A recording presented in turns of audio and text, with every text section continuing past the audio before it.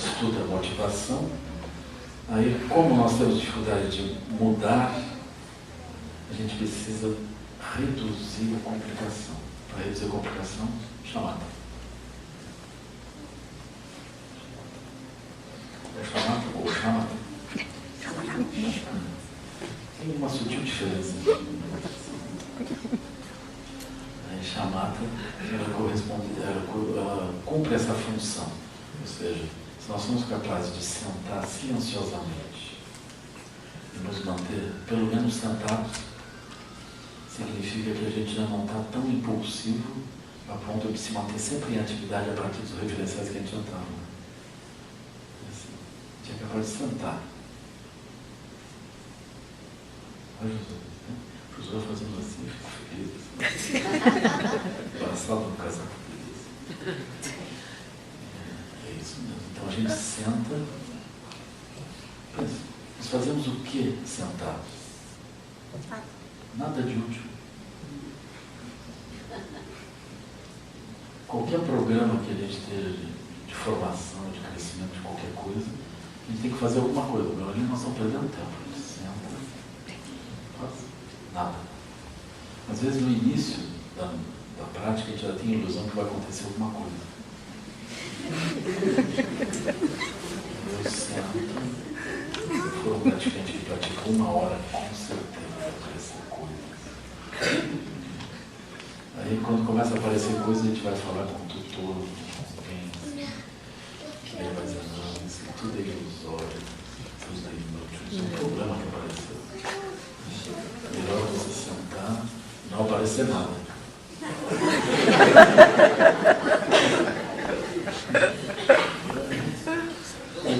Não vai aparecer nada, para que serve isso? Então, às vezes a gente tem visões, coisas, eu acho que isso é uma boa coisa, isso é mais ou menos. Então, melhor a gente sentar mesmo. Mas aí, se a gente senta assim, e aí, né? Então, no mínimo, a gente está gerando uma capacidade de se manter livre desse tumulto mental que nos obriga a fazer muitas diferentes coisas. Estamos gerando espaço na mente.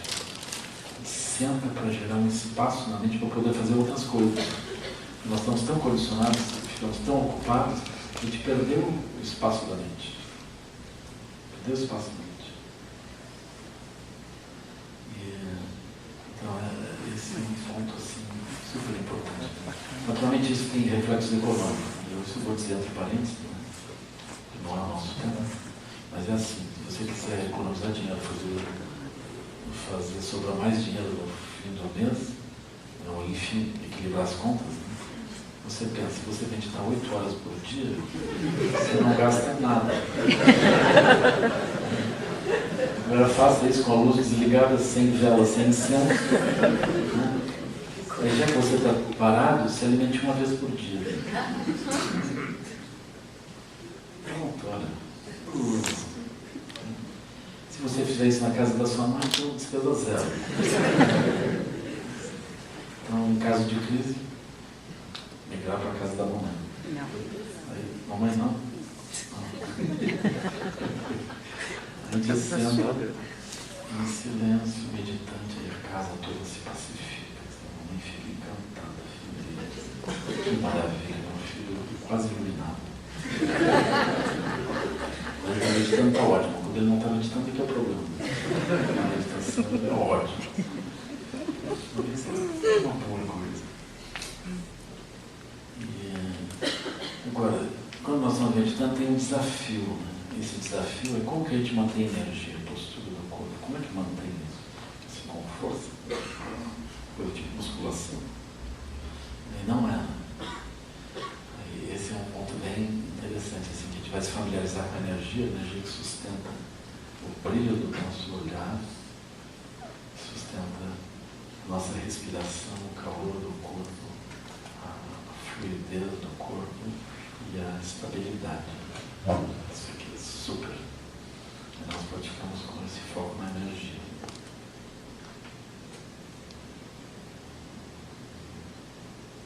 Quando a gente está praticando o foco na energia, nós estamos alimentados por energia. Logo, nós estamos menos suscetíveis a coisas que a gente precise fazer ou comprar para que a nossa energia melhore. Primeira coisa, a gente não vai ter mais vontade de tomar banho. Assim, né? É explicado, não sou. Aí a gente vai ter essa tranquilidade, assim, isso é uma boa coisa. Então esse é o primeiro passo para a gente redirecionar nossas coisas. A gente ganha um espaço, depois nós vamos direcionar isso de um outro modo. Quando nós somos capazes de manter essa estabilidade, hoje mesmo eu estava ouvindo um praticante que me levou no aeroporto, e ele dizia, às vezes eu trombo com algumas pessoas na sangue, mas aí eu fico em silêncio e me recomponho. Dentro desse silêncio eu me recomponho. Um pouco. Você encontra aí o seu espaço para se recompor e reconecta, e segue a sua vida. Isso é maravilhoso, quando a pessoa percebe que não é o outro, é a sua perturbação. E a pessoa se perturbou com o outro, não é com o outro, ela se perturbou. Ela retoma, não tem que resolver nada, não tem que machucar ninguém, não tem que retrucar, não tem que nada. Ela agora se recuperou. Então nós temos uma fonte de estabilidade, uma fonte de energia, alguma coisa que nos sustenta. Então isso é super especial. Na medida em que nós vamos avançando, nós começamos a desenvolver uma capacidade de corpo translúcido, ou seja, no momento que nós estamos sendo atacados ou acontece alguma coisa, nós, naquele momento mesmo, nós já não temos essa reação negativa de aquilo, já não nos derruba. Então aquilo vem, passa através de nós, mas não nos bate, não nos acha, não nos derruba, não nos afeta.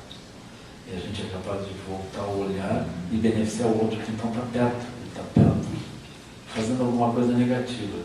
Mas nós não precisamos tomar aquilo como negativo, nós tiramos e usamos a oportunidade como a oportunidade de fazer algo positivo. Isso é super importante. Um professor vai precisar disso. Então o aluno ele vai se comportar em faixa 1 do jeito que ele vier. A nossa habilidade é tomar aquilo como uma vantagem para o outro. O outro veio e disse alguma coisa, como ele fluiu. Nós pegamos aqui e tentamos usar de uma forma positiva para a própria pessoa. A pessoa está ali do lado, ela fez e ela está ouvindo o que eu vou falar. Quando eu falo de uma forma que ajude ela. Isso é super especial. A gente só vai conseguir isso praticando a meditação, estabilidade. Então o próprio Buda enfrentou gente que veio para matar, gente que veio para denegri-lo, criar confusão com ele. Né? O Buda veio nessa circunstância, ele nunca se abalou. Ele nunca se abalou com isso. Teve uma história que ele foi mal falado por uma moça, sabe, essas coisas acontecem. Essa moça, ela era aluna de um outro mestre não budista. O outro mestre desenvolveu uma hostilidade em relação ao Buda, porque o Buda estava tendo muito sucesso. E aí ele pegou essa aluna, que era uma aluna muito fiel a ele, e disse, olha, nós vamos derrubar o Buda. Então, quando os alunos do Buda vierem para a cidade, você ande em direção lá e fique lá próximo do Buda. Quando eles voltarem da cidade, você volta para a cidade. Aí foi tudo aquilo, foi bem. Ela passando com um ar assim, maravilhoso em direção ao Buda, quando os alunos do Buda estavam indo mendigar. Aí na volta, ela voltava com uma cara mais maravilhosa, para a cidade, né? E os alunos passavam. Os alunos começaram a achar aquilo meio estranho. Aí de repente ela estava com uma barriguinha, indo para lá e voltando. E uma barriga que ia crescendo.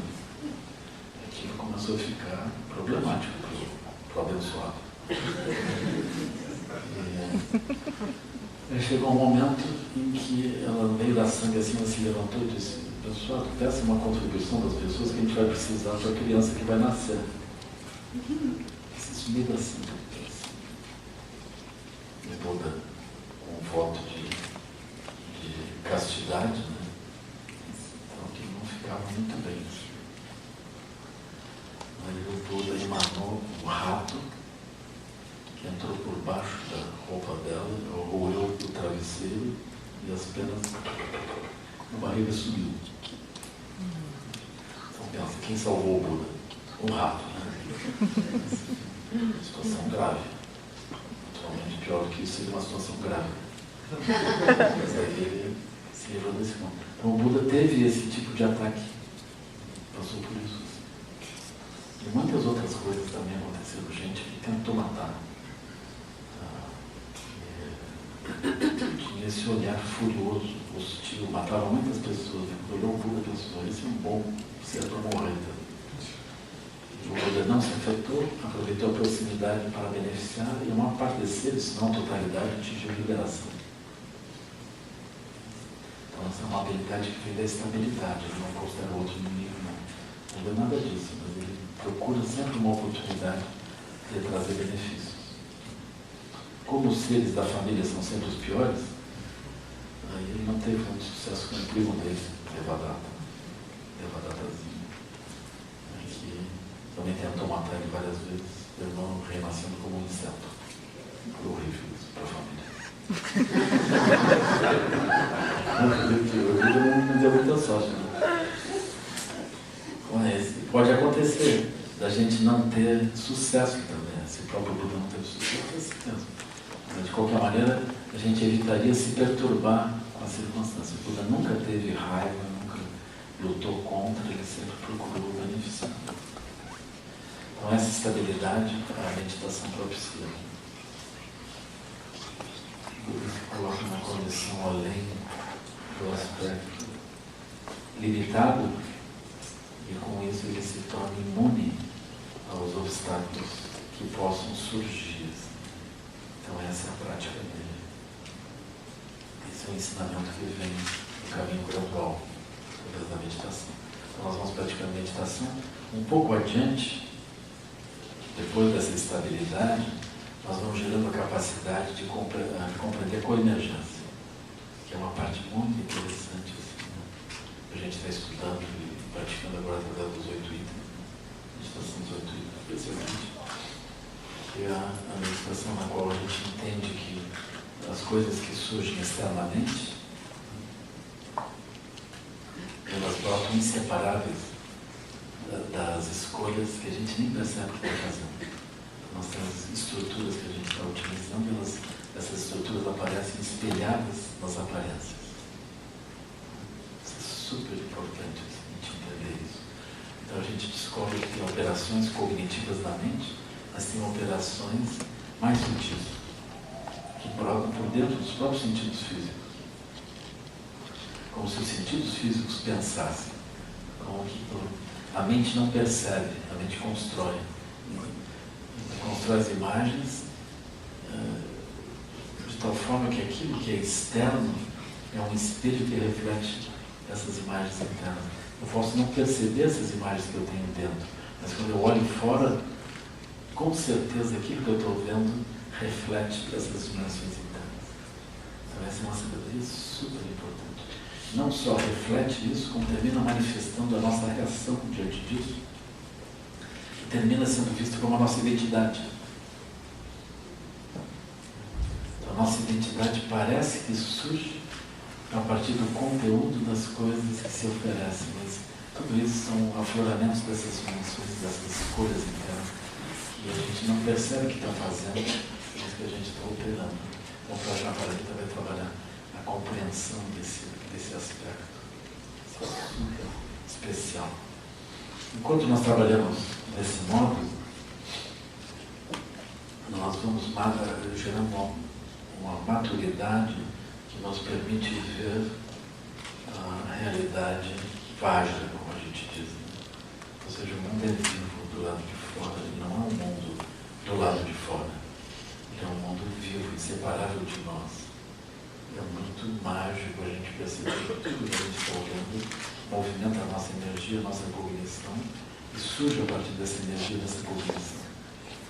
Então a realidade é mágica. Se mudar os aspectos cognitivos e energéticos, as coisas todas mudam de configuração, de conexão. Então tem essa ligação esse nascimento conjunto, que é chamado coemergência. Emergência, ou seja, nascimento, coemergência, nascimento conjunto. E aí surge essa meditação que nos habilita a agir desse modo muito sutil, mais do que a contemplação da mente, contemplação da energia, contemplação dos fatores que produzem as aparências. Estiver olhando desse modo. Quando a gente trabalha assim, depois de uma maturidade disso, a gente termina entendendo que a nossa natureza é uma natureza construtora dessas realidades, uma natureza luminosa construtora disso. Então nós geramos uma maturidade contra essa natureza construtora disso, fazemos a meditação correspondente a essa natureza construtora e geramos uma maturidade dentro disso. Quando a gente gera uma maturidade dentro da natureza construtora, agora nós estamos no ponto de fazer escolhas, construir de um jeito ou de outro. Aí vem o 5 de Aviludas, a capacidade de usar a nossa cognição de uma forma adequada. Então agora nós podemos escolher o que nós vamos colocar como referencial. Então a gente usa essas várias mentes. A gente tenta entender os outros no mundo deles, sabedoria do espírito. A gente se associa às dimensões positivas dos outros, a gente promove as dimensões positivas, se alegra com as coisas boas que acontecem para os outros, que amplia a nossa visão, que é a sabedoria da igualdade.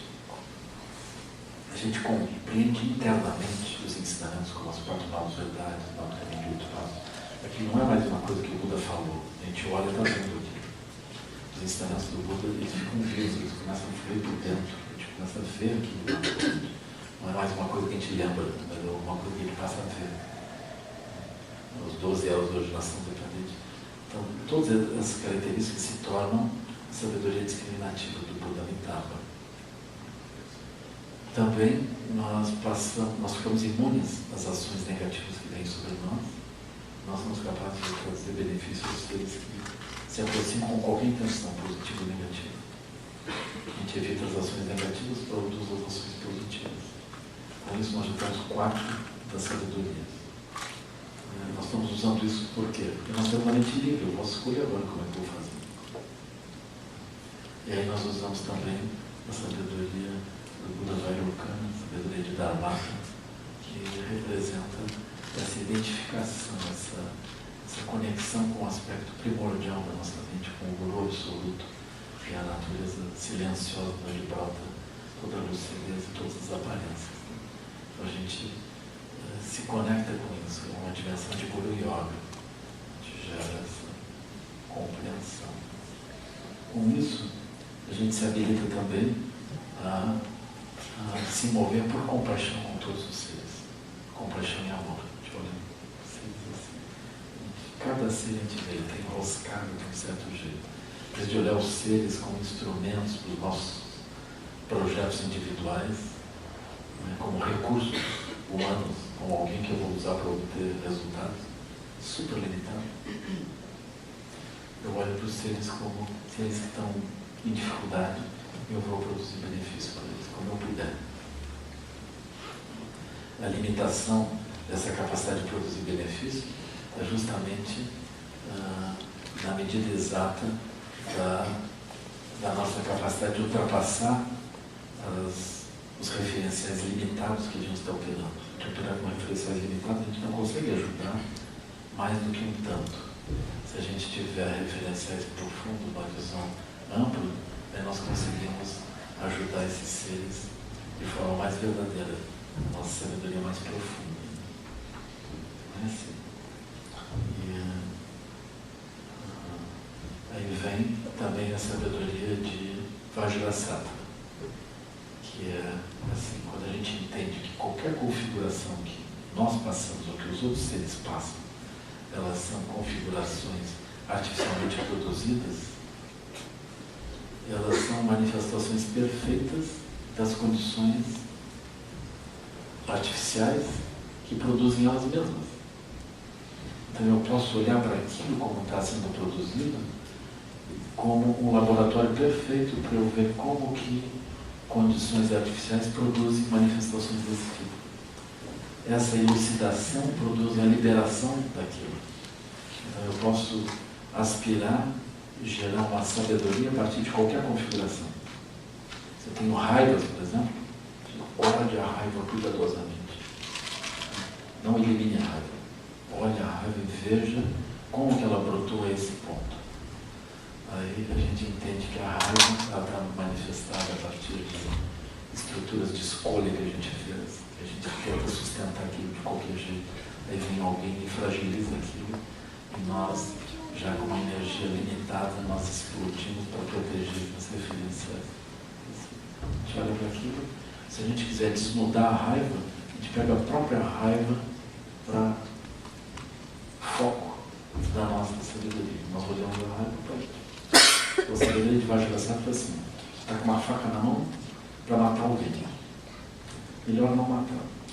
E no momento de matar, você dá uma paradinha e pensa: Vajrasattva, Vajrasattva. Como é que eu estou no ponto de matar o outro? Incrível. Aí resolve aquilo tudo. Liberou. Muito que te larga a faca, o outro vem. A gente morre iluminado.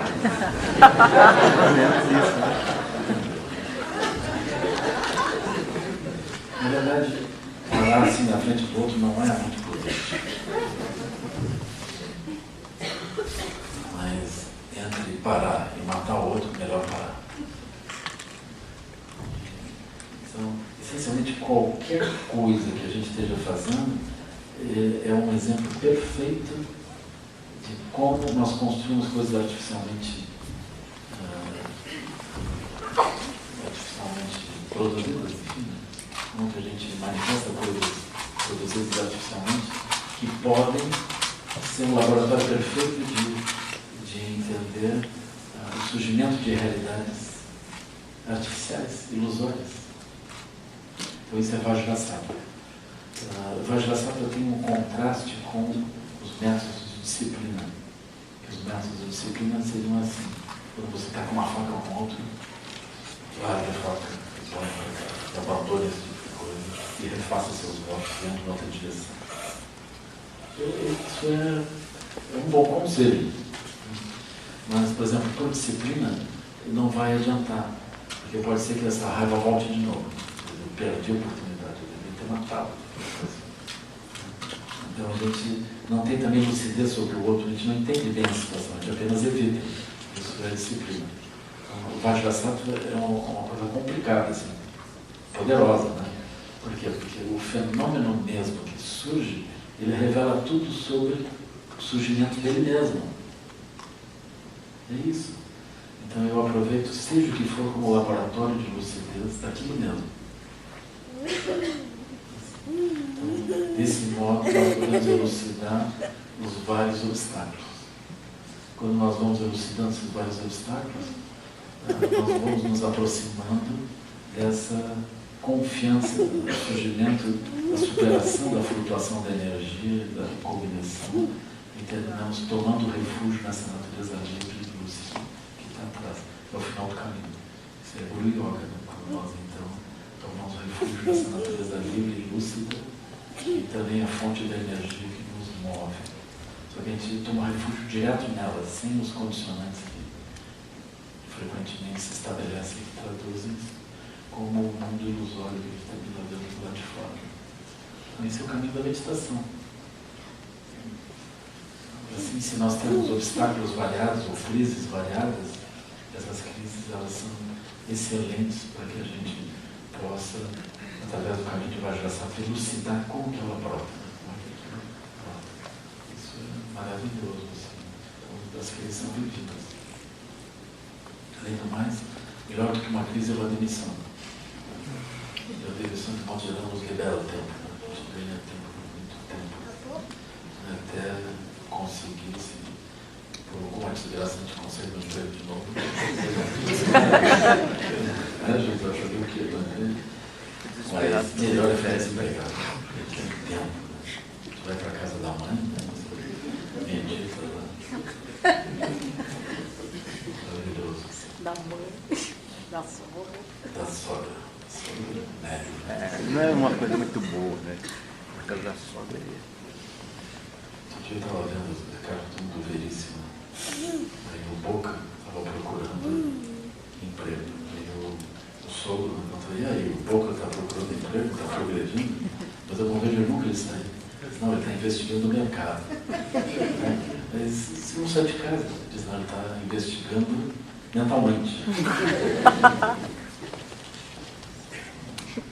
Esse é um método cauteloso. A meditação investiga o mercado. A casa do sul e da sogra. Pior é quando não medita. Pelo menos não medita. Na casa da mãe. Na casa da mãe. Isso já é uma queixa? É engraçado, né?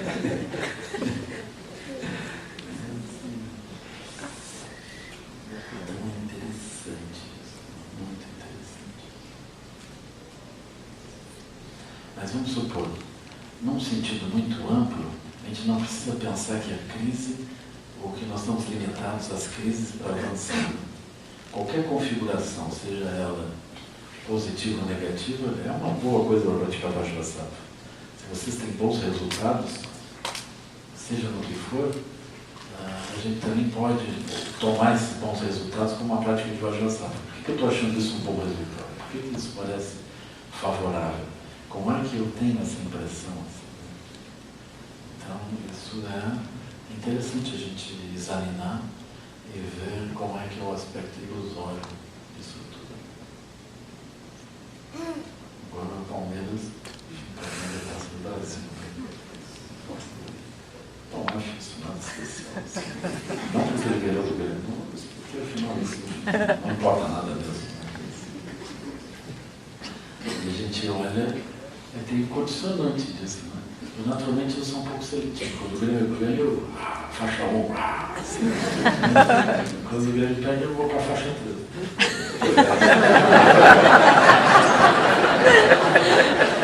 Mas entre faixa 1 e faixa 3, eu prefiro a faixa 1.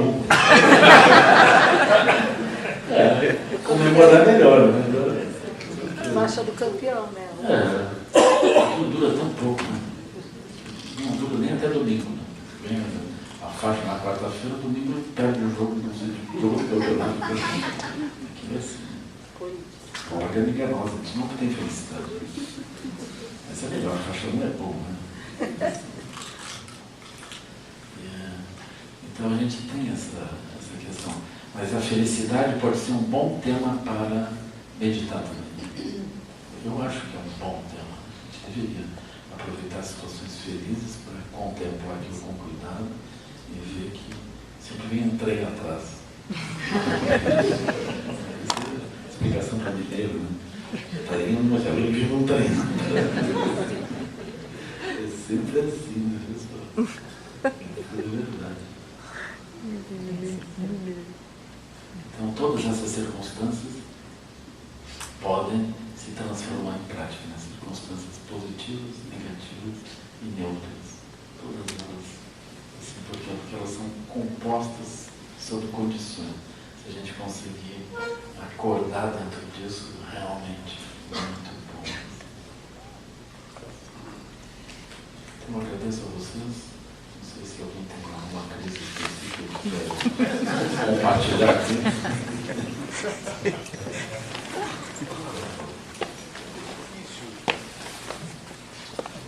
Não olhar essas relações de maneira utilitária. É difícil, né? Às vezes a gente olha o filho de maneira utilitária como recurso, né? Amálgama de casamento, por exemplo. Olha o próprio Lama como um conselheiro matrimonial, um conselheiro trabalhista. Mas como é que... Trabalhistas não são muito bons. Matrimonial são um pouco melhor. Financeiro, Mas como né? é que a gente faz? Como é que a gente faz para purificar isso? Quando a gente percebe que a gente está olhando essas relações de maneira utilitária. Tem uma maneira da gente... É como se a gente tiver compaixão pelo ser. Né?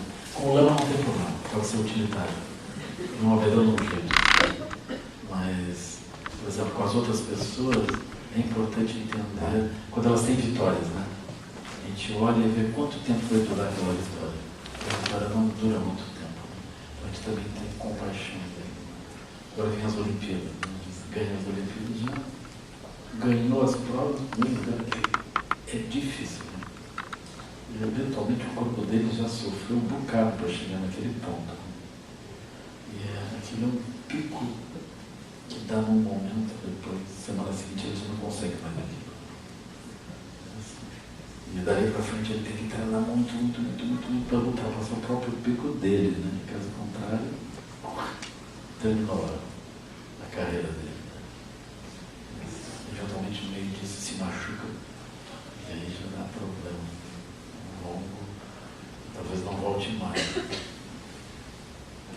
é um ponto assim, realmente, né, delicado. Então, quando a gente olha os outros seres, a gente olha para eles e tem compaixão. A compaixão é realmente muito importante. A gente sempre tem uma boa razão para ter compaixão dos seres.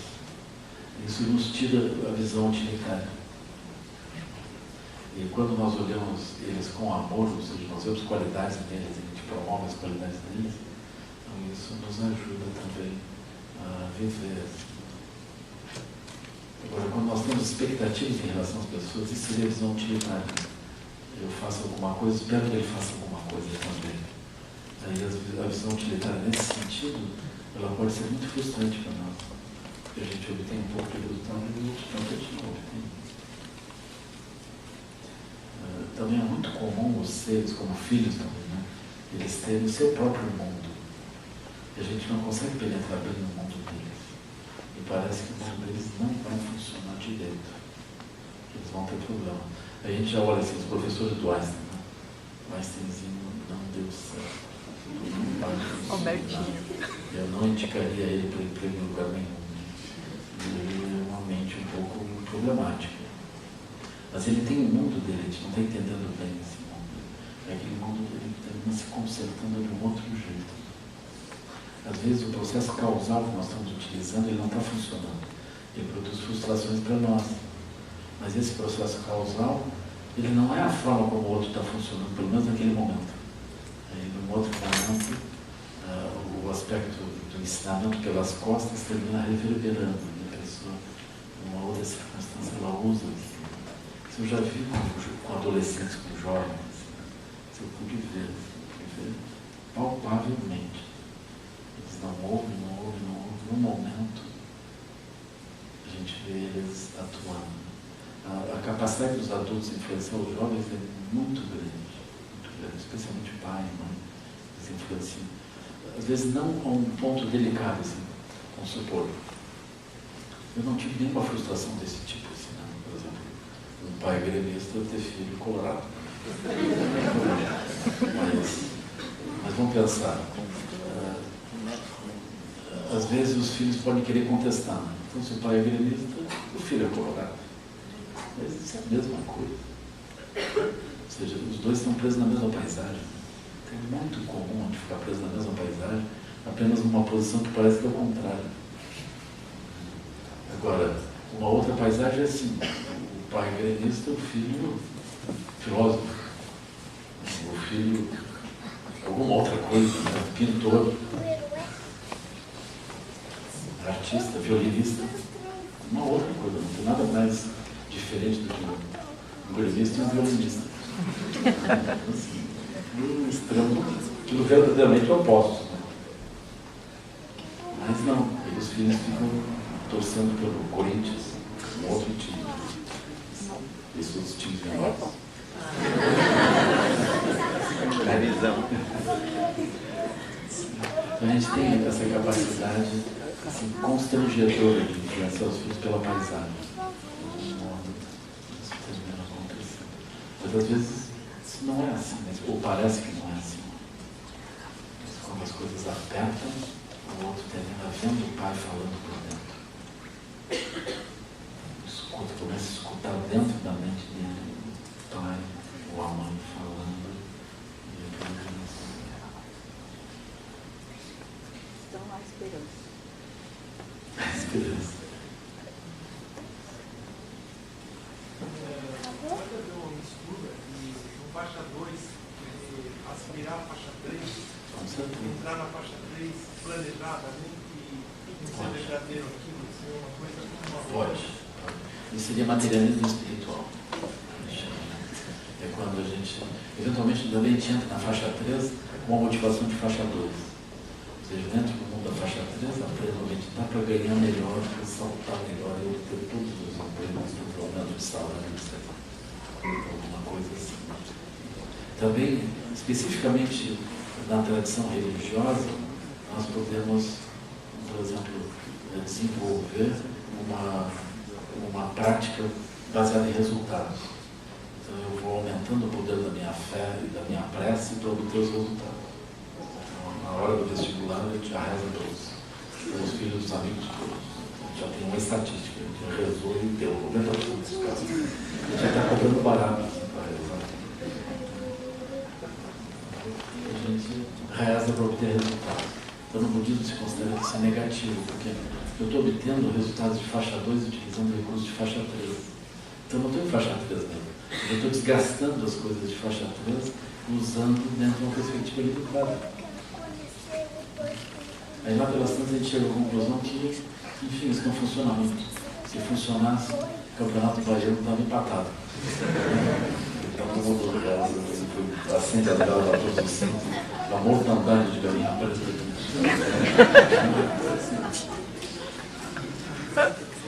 Se aquilo resolvesse. É tão interessante isso. E são relatos da Índia antiga, eles faziam isso. Tem a história de Rama, por exemplo, a esposa dele foi roubada, o Rava. Aí eles estão na batalha final, ele está pegando a esposa de volta, assim, estão lutando para recuperar isso. Ele, o irmão dele, mas o exército Hanuman e outros todos. Aí a questão é como fazer as oferendas para os deuses primeiro se comprometerem com eles e não com outros. Eles rezam e obtiveram isso. Eles se comprometeram com eles, a batalha perdeu. Isso é puro materialismo espiritual. Então, antes das batalhas, nos tempos todos, as pessoas propiciavam, chamavam de pessoas que propiciavam as batalhas. Então, isso é limitado, é materialismo espiritual.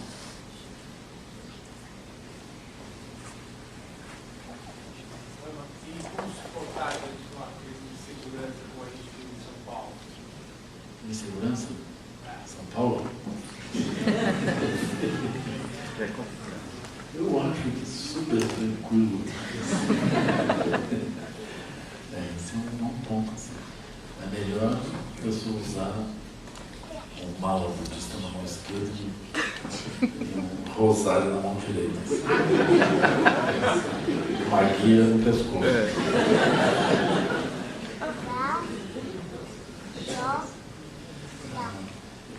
Eu penso assim, impermanência não é alguma coisa de São Paulo, né?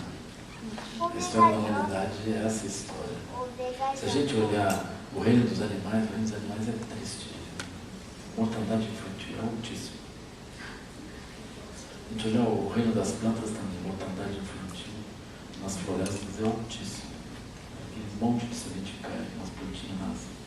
Uma ou outra é claro que vai realmente avançar. Assim. E aqui em São Paulo não é uma coisa tão grave como nos tempos passados. Né?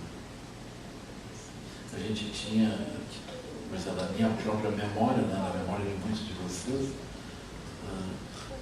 certamente está esses casos, por exemplo, de poliomielite, de tuberculose. Né? A tuberculose era fatal, mortal, 100% dos casos.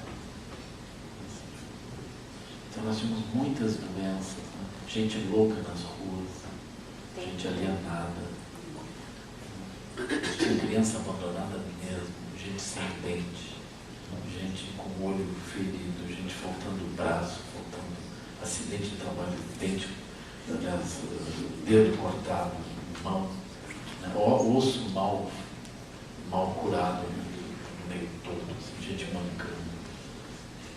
Isso era a cidade de Rio Grande, onde eu vivia. Assim.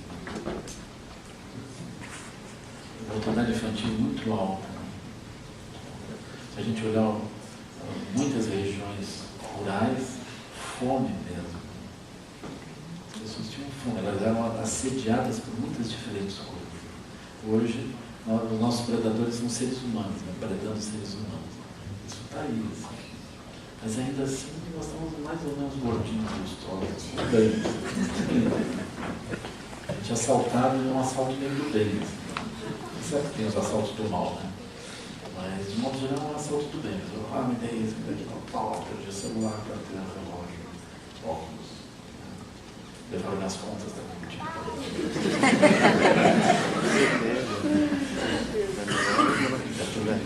vai lá, faz carteira de identidade, trabalhando, né? Mas, em outros tempos, nós tínhamos animais selvagens ao redor, nós tínhamos situações complicadas. Raiva também, né? Tinha a raiva canina, tétano. Bom, tinha várias infecções. Tifo.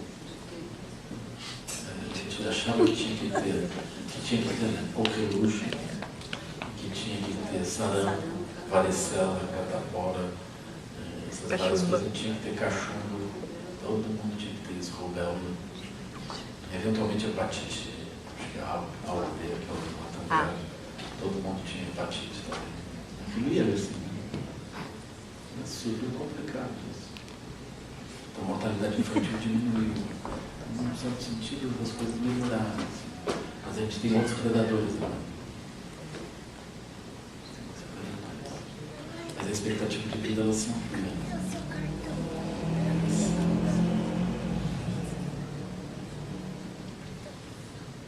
Eu acho que os assaltos existem do pessoal de faixa 1, né? Exceto o assalto do banco, que foi o pessoal de faixa 2.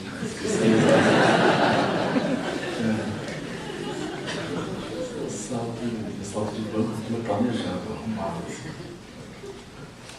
Estruturado, planejado.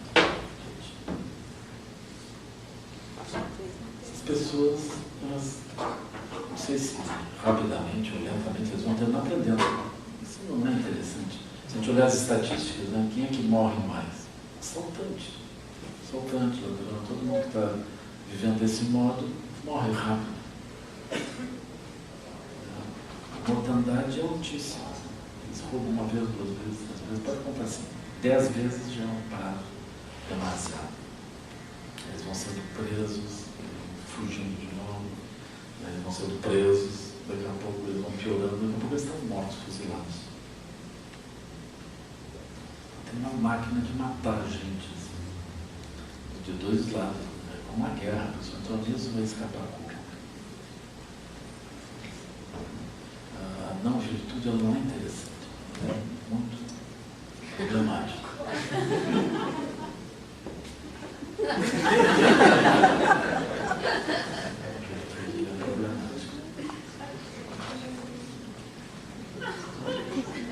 Eu espero que a gente consiga estabelecer terra pura. Realmente acredito nisso. Que a gente consiga descobrir que é melhor estabelecer relações apropriadas conosco, com os outros, com as autoridades, com a natureza. Não dá dessa forma.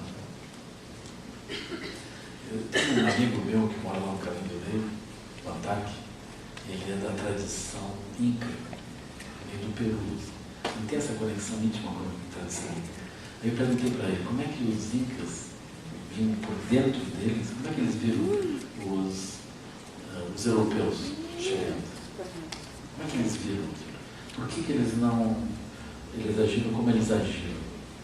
Que foi uma forma muito pacífica, muito branda de reagir aos espanhóis. Como é que foi aqui? Como é que eles se deixaram abusar daquele jeito? Aí ele diz, eu achei aquilo comovente, sabe? Ele dizendo que eles eram vistos como irmãos, como da mesma família. É como se, vamos dizer, os irmãos estivessem voltando para casa.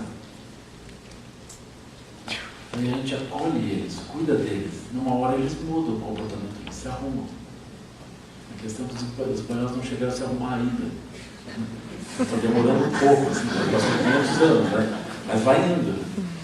Então, eu acho muito emocionante essa forma assim, acolhedora. Né? O outro importa, o outro ele faz sentido para nós. Nós acolhemos ele, num certo momento ele muda. Por quê? Porque o comportamento negativo, ele é isso mesmo, é negativo, não é interessante para ninguém. Então nós acolhemos, nós vamos indo. Eu acredito que a Terra Pura é essa possibilidade da gente estar integrando as pessoas todas dentro de uma visão mais elevada. Trabalhando desse modo. Então essa visão mais elevada ela é vitoriosa. Então é como se os incas vão vencer ao final. Por quê? Porque esse comportamento predatório, esse comportamento agressivo, ele não é interessante. Nós vamos ultrapassar isso. Né? No fim nós vamos nos reconhecer como uma família. Uma família humana, mas mais do que humana. Uma família de seres vivos. Né? Vivendo dentro de um mundo que também é vivo. Os rios também são vivos, as montanhas são vivas. As coisas todas são componentes desse mundo. É como se nós fôssemos uma família. Isso é terra pura. Por exemplo, se a gente cuidar dos rios, nós vamos nos beneficiar. Os rios melhores é bom para nós. Então, cuidarmos uns aos outros e não olharmos os outros como recursos, isso é uma boa coisa. As montanhas não são recursos, elas são montanhas. Os rios não são recursos, eles são rios. Os mares, os peixes, eles não são recursos, eles são peixes e mares. É assim. Então a gente não pode pensar que a gente tem um direito sobre isso que é vantajoso. Se a gente tiver essa visão estreita, isso é um problema para nós. Nem é uma questão ética. Entendeu? Achar que então deveria ter uma visão ética com respeito ao direito da vida dos animais. É uma questão muito simples. Eles precisam viver bem, senão não vivam bem também. É uma unidade, uma coemergência da vida. E a Terra Pura é isso. Então nós buscamos olhar dessa forma. Como nós olhamos dessa forma, tudo vai andar melhor. Com certeza. Tem um fator interessante, assim, uma análise, que é uma análise da própria economia. Como é que isso vai surgindo? Assim? Por exemplo, quando surgiram as fazendas no Rio Grande do Sul, elas surgiram a partir de uma visão anterior. A visão anterior é assim, o gado foi introduzido no Rio Grande do Sul, no Paraguai, Argentina, pelos jesuítas, nas missões jesuíticas, nas reduções. E eles terminaram constituindo comunidades que eram sustentáveis. E a propriedade era considerada Tupambaé. Então esse conceito de Tupambaé eu acho bem interessante. O Tupi-Guarani significa propriedade de Deus. Mas como eles são todos filhos de Deus, a propriedade de Deus é tudo nosso. Né? Então essa noção de uma propriedade Tupambaé, ela dá uma sensação de riqueza. Por quê? Porque a pessoa vivendo em meio a tudo aquilo que é Tupambaé, nunca vai faltar nada para ele. Quando é que vai faltar? É quando vem o fazendeiro, ele cerca a terra pura, a Tupambaé. Veio em meio às coisas que brotavam por cima.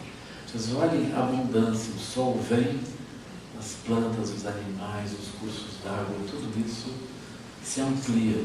A nossa inteligência se amplia. Nós podemos aliar tudo isso. Né?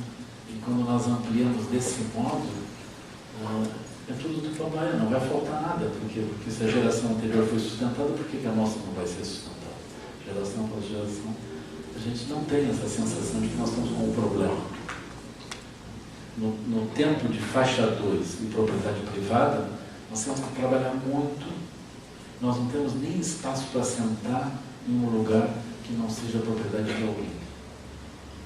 Se você sentar mesmo na beira da calçada em São Paulo, em algum lugar, vai chegar alguém que dá para arredar mais um pouquinho que eu quero estacionar o carro. Ou você vai ficar parado aqui atrapalhando, nós estamos cruzando.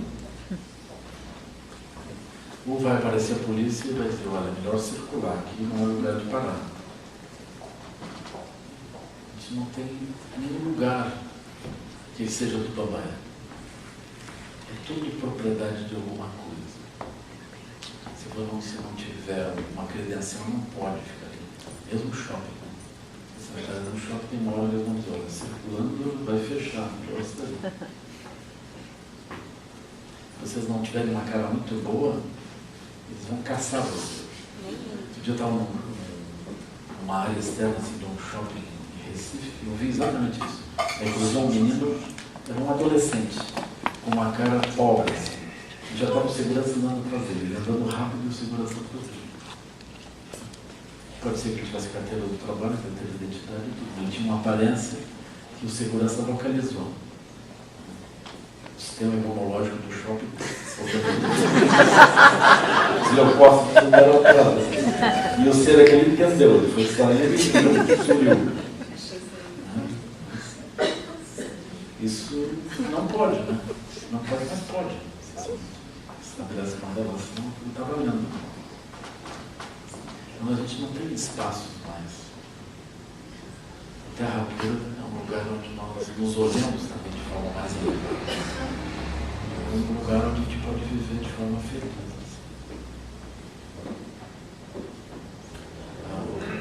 As áreas que nós estamos hoje aqui, é uma célula de terra pura. Uma área de terra pura. A gente se encontra e fica feliz, assim, tenta olhar de forma mais elevada tudo.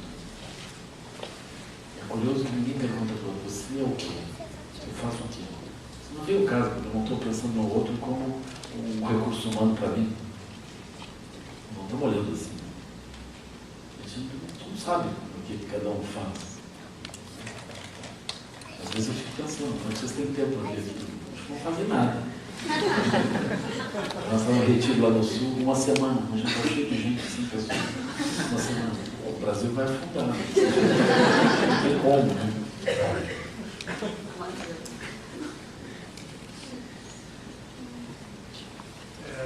Dentro dessa tomada de consciência, né, no momento da vida, assim, qual que é o papel da esperança? Né? A esperança, ela é também ilusória, ela é como um obstáculo que não te permite ter consciência do todo, ou ela te apoia para uma transição para a fé? A esperança em faixa 2, ela pode ser simplesmente ilusória. Em faixa 3, a esperança não é propriamente uma esperança, é uma compreensão de que, enfim, as coisas vão se arrumar. Por quê? Porque o aspecto negativo ele só produz problemas. A gente anda por um tempo e daqui a pouco a gente quer sair. Então a gente tem essa possibilidade de fazer transformações profundas e vai fazer. Então, nesse sentido, a esperança ela surge como quase uma certeza. A gente não sabe o tempo, mas inevitavelmente nós vamos avançando e a lucidez é uma coisa verdadeira que perdura. Enquanto que as coisas negativas, elas são frustrantes, a gente está desabandonando. A questão é a velocidade disso. Às vezes, numa vida, a gente não consegue fazer as transformações. Mas eu acredito que nós, enquanto humanidade, a gente está cruzando por portais. E esse fato de que o mundo interno cada vez está mais visível para os pais, significa que os filhos vão ver cada vez mais rapidamente esses mundos internos. Eles não vão chegar a montar hábitos tão negativos e tão estreitos. Né? Eu lembro bem do universo mental da minha época de infância, um universo super estreito. Um universo limitado, realmente. Eu acho que muitos de vocês também viveram coisas assim. Né? E a gente faz essas transformações de conceito durante a vida. Mas se a gente está melhor, os nossos filhos naturalmente estão melhores, eles vão copiando essas estruturas melhores em nós mesmos. Então, isso é uma boa coisa, eu acredito que a gente está avançando. Acho que está na hora, né? A última. Eu estou lendo o Coração Aberto. Tem uma série de antídotos que ele recomenda para algumas atitudes. A mágoa, o perdão. E aí, por exemplo, ele fala de algumas consequências, né? A atitude da pessoa quando é com raiva, ela vai ter como consequência de uma mentirada. E aí eu achei interessante ter um momento, sempre se falava de conversa fiada, não recomendar conversa fiada, talvez um outro termo. E aí ele fala assim, que como consequência, por exemplo, de conversa fiada, poderia ser fala incessante e não levar a crédito no que diz, né? Eu fiquei com dúvida de antídoto para conversa fiada. Porque a gente tem muito como jornalista. Qual o antídoto para É conversa só fiada? silêncio, eu não sei. Ah, fala virtuosa. Esse é classicamente assim que se diz. Para a fala não virtuosa, ou fala, isso em inglês é gossip, fofocas. É fala inútil. Então, para a fala inútil, é fala virtuosa. Então a gente pode falar, mas a gente tentaria gerar um molho de compaixão e de amor, para o que a gente está olhando. É quando a gente falar, nós vamos falar sobre as qualidades que a gente está vendo e como que os obstáculos poderiam ser superados, uma coisa assim. Enquanto que uma fala inútil, tecnicamente, ela está associada aos 6 reinos. Por exemplo, é uma fala inútil quando eu falo desde a raiva. É uma fala inútil quando eu falo desde a perspectiva de carência. Às vezes, socialmente, nós damos muito espaço para a raiva e para a carência. Então, outra forma de fala inútil é baseada no reino dos animais, ou seja, um reino de... É como os noticiários americanos. Assim. Agora, os aviões bombardearam isso, morreu isso, morreu aquilo. Em Nova York, vai haver o show de não sei quem. Aquilo é tudo normal. De matar a gente por aqui, fazer um show de aqui. Isso é como é que eu vou dizer? Um amortecimento diante das coisas. É uma incapacidade de ver e de se sensibilizar. Se eu reino dos animais, é MOA, entorpecimento mental. Então, a televisão, seus amigos jornalistas, provavelmente você mesmo, promovendo essas coisas, né? Mas, vamos dizer, partidos políticos, grupos políticos, é muito comum que eles operem com o reino dos seres famintos e dos animais. Eles ficam muito atrás dos seres dos infernos. Né? É como se eles buscassem a força através da raiva e da carência. Né? Nós precisamos tais coisas, então nós temos que lutar para isso, vamos derrubar tal coisa. Então é assim. Por exemplo, nesse momento na Síria nós estamos nos aproximando dos infernos. Assim, né? Não que a situação tivesse muito melhor do que os próprios infernos antes, né? Mas era um inferno organizado. Agora estamos nos preparando por uma carneficina, assim, inimigo por todo lado, guerra civil. Uma coisa muito triste. Assim, né? É isso que as pessoas vão enfrentar agora, muito proximamente. Então a gente quer fazer uma transformação, a gente faz transformação por carência e por raiva. E não porque a gente sonha alguma coisa melhor. A gente não consegue fazer uma coisa desse tipo. Então o reino humano é como eventualmente a gente consegue sonhar coisas melhores. Mas para sonhar coisas melhores não poderia ser reino humano propriamente. O reino humano é sonhar coisas melhores baseado numa perspectiva autocentrada. Faixa 2, autocentrado. Ele não vai muito longe. Não vai muito longe. É como o mundo político está promovendo os interesses de alguma coisa para ganhar algumas vantagens em promover os interesses de algum grupo. A pessoa está focando no seu próprio interesse, ela está contando quantos votos ela vai ganhar se ela promover certas causas. Isso é o reino humano. Aí tem os seres competitivos também, a gente pode também perder tempo se a gente tiver, assim, tipo, revista Caras, né? Fulano foi para a função de Caras. A casa de tal pessoa é assim, ele tem os filhos muito lindos, isso, ele medita com os filhos, ele joga tênis com os filhos. Aí tá ele ali, maquiado no tênis. Então é uma coisa assim, é produzida, uma imagem produzida. Reino do semideus, ele fica todo mundo com inveja de que ele foi entrevistado, que ele mostrou no final. Eu sei qual é a realidade daquela pessoa, mas ele está lá, bom, todo mundo achando isso. Também pertence ao reino dos semideus o fato de que quando a pessoa quer desgraça não é publicada na revista. Então aí é só o ponto alto. De repente está doente, está com problema, a gente não ouve mais falar. Onde é que anda tal pessoa? Não ouve mais falar. Onde é que anda? A gente fica sabendo que houve problemas. E o reino dos deuses também está associado a, por exemplo, a gente contemplar gente poderosa, admirar gente poderosa. Tudo isso seria perda de tempo.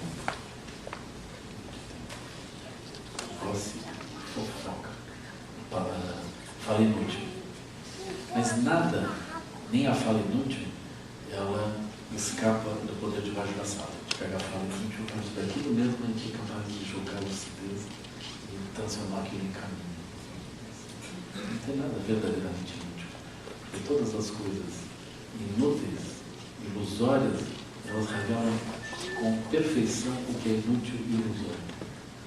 E a gente joga lucidez e vê como é que aquilo aparece, como é que uma coisa ilusória e inútil ela se sustenta. Esse é um segredo quando a gente sustenta coisas desse tipo. É muito útil, mesmo coisas ilusórias e inúteis são úteis. Existem os antídotos, mas melhor que o antídoto é a sabedoria que libera.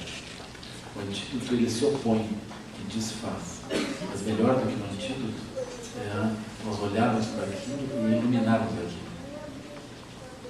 O antídoto ele dissolve aquilo e substitui por uma outra coisa.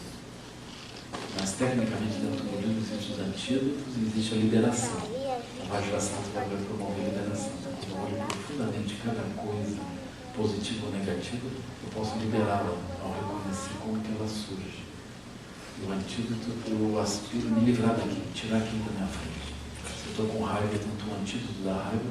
Se o antídoto da raiva funciona, eu me livro da raiva. Na visão de Vajrasattva, quando eu me livro da raiva, eu perdi uma boa oportunidade de entender como é que a raiva surge. Para entender como é que a raiva surge, é melhor aproveitá-la. Eu olho para ela, não que eu vou ficar sustentando as raivas, mas eu aproveito aquilo como se fosse um néctar que me permite eu ver bem dentro como é que isso aparece. Vocês procuram um bicho raro para fotografar, né? Se é um bicho perigoso, né? Ainda assim não tem como fotografar, a não ser quando ele aparece. Se eu quero aprofundar sobre alguma coisa que volta e meia aparece num bicho perigoso, é melhor eu olhar para ele quando ele aparece. Aí, se quando ele aparece eu me assusto e tiro ele da frente, nunca consigo ver ele bem. Então, Vajrasattva é isso, quando a coisa aparece, a gente olha para aquilo. Alguma coisa, a gente agradece. Aí quem é muito corajoso, ele reza. Os bichos todos aparecem. Agora, não aconselho, de coragem. Uma outra forma de coragem é assim, que as minhas ações negativas evoluam rápido na forma de obstáculos, para que eu possa vê-los rápido e livrar-los. Aí, não. Bem a benção, depois te manda o troco. Mas essa é uma forma assim. Porque, por exemplo, se as nossas ações negativas elas demoram muito tempo para eclodir, a gente pode levar muito tempo para se dar conta de que aquilo era um problema. Então, gente corajosa, que minhas ações negativas eclodam rápido. Isso é uma boa coisa.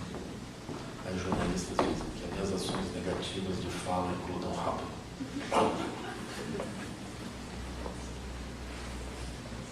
Então nós vamos fazer a meditação.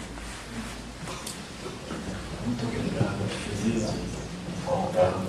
Sempre fico com um sentimento de culpa de aparecer pouco em São Paulo. Mas é que eu sei que assim não está bem. Então a própria T diz, não precisa.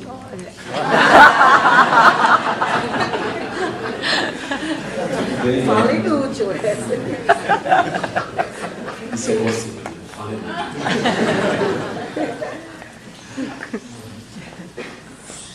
Eu agradeço por você. Você é muito feliz de graça, de ver o progresso. A gente estava com os planos hoje, Os méritos desse encontro se expandam e toquem a todos. Que o Mestre Universal da Paz e da Compaixão, Sua Santidade Dalai Lama, juntamente com todos os mestres de todas as tradições que veiculam essa mensagem, tenham longa vida. Que todos estejam a salvo de gerar pensamentos negativos, mostrar como é positivo, que esses pensamentos nunca surjam em nossa mente e que todos os seres estejam livres de pensamentos negativos. Ao longo de minhas muitas vidas e até este momento, todas as virtudes que tenho alcançado, inclusive os méritos gerados por esta prática, e todas as que vieram a conseguir, ofereço para o bem-estar dos seres sencientes. Possam a doença, a guerra, a e sofrimento, diminui para todos os seres, enquanto a sua sabedoria e compaixão aumenta nessas vidas futuras.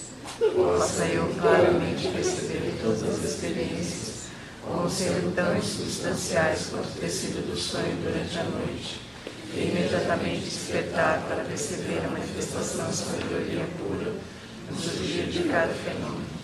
Possa eu rapidamente alcançar a iluminação para trabalhar sem cessar pela liberação de todos os seres. Budas e Bodhisattvas em conjunto, seja qual for a sua motivação, sua ação benéfica e preces auspiciosas, seja qual for a sua ineficiência, realizações e poderes benévolos, e seja qual for a sua imensa sabedoria, eu que igualmente venho para beneficiar os seres, logo para que possa alcançar as mesmas qualidades. Neste exato momento, possam nem mesmo os nomes doença, fome, guerra e sofrimento ser ouvidos pelas pessoas e nações da terra, mas possam sim sua luta moral, mérito, riqueza e prosperidade crescer, e possa o sistema bem-aventurança e bem-estar sempre surgir para elas.